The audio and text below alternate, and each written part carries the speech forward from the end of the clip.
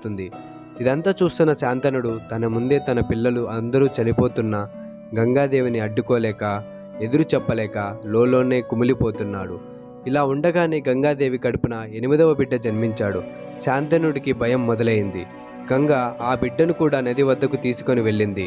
కానీ నదిలో తన 8వ బిడ్డను పడేయబోతుంటే అది చూస్తున్న శాంతనుడు సహించలేక గట్టిగా ఆగు అని అరిచి, ఎందుకిలా చేస్తున్నావు? పుట్టిన 7 పిల్లల్ని ఇలాగే నదిలో పడేసి చంపేశావు, కానీ ఈసారి మాత్రం అలా జరగనివ్వను, ఆ బిడ్డను విడిచిపెట్టు అని అన్నాడు.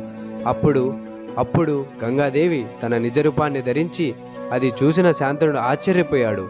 ఈ కథలో కొద్దిగా వెనక్కి వెళితే బ్రహ్మదేవుడు వీరభీషుడు చేసిన తప్పుకు గాను వీరభీషుణ్ణి మానవునిగా పుట్టమని శపించాడు.